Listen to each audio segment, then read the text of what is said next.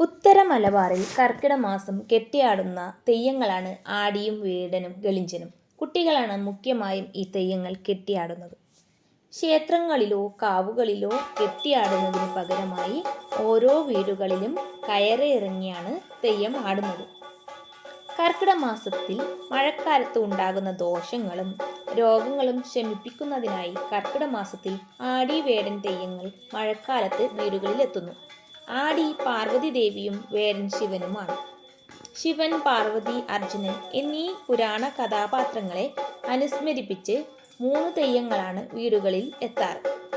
മലയൻ സമുദായക്കാർ ആടി വേടൻ തെയ്യവും, വണ്ണാൻ സമുദായക്കാർ വേടത്തി തെയ്യവും, കോപ്പാള സമുദായം അഥവാ നളികത്തായ സമുദായക്കാർ ഗളിഞ്ചൻ തെയ്യവുമായാണ് എത്തുന്നത്. രാവിലെ 6:30ഓടെ വേഷങ്ങളണിഞ്ഞ് പുറപ്പെടും. സന്ധ്യയ്ക്ക് മുമ്പ് തിരിച്ചെത്തി വേഷം മഴിക്കണം. വീടുകളിൽ നിന്നും ദക്ഷിണയായി ലഭിക്കുന്ന പണം, അരി, പച്ചക്കറി, നെല്ല് തുടങ്ങിയവയാണ് ഇവരുടെ ചെറുവരുമാനം.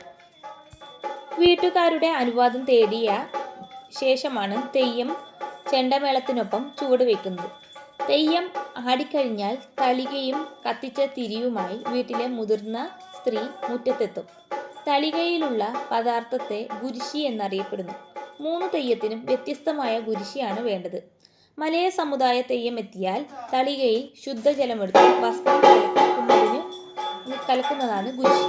വണ്ണാൻ സമുദായ തെയ്യമെത്തിയാൽ മഞ്ഞപ്പൊടിയും ചുണ്ണാമ്പും കലക്കി ഒഴിക്കുക. കോപ്പാള സമുദായ തെയ്യമെത്തിയാൽ അടുപ്പിലെ വെണ്ണീർ കലക്കി ഗുരിശി തയ്യാറാക്കി ഒഴിക്കുക. തളികയും തിരിയും വടക്കോട്ട് 3 പ്രാവശ്യം ഒഴിഞ്ഞു നടക്കുന്നു. ഇതിനോടൊപ്പം കർക്കിടക ദോഷങ്ങളും അസുഖങ്ങളും വ്യാധികളും തുടങ്ങിയ ദുഷ്ടതകളെല്ലാം പോയി മറിയുമെന്നാണ് വിശ്വാസം.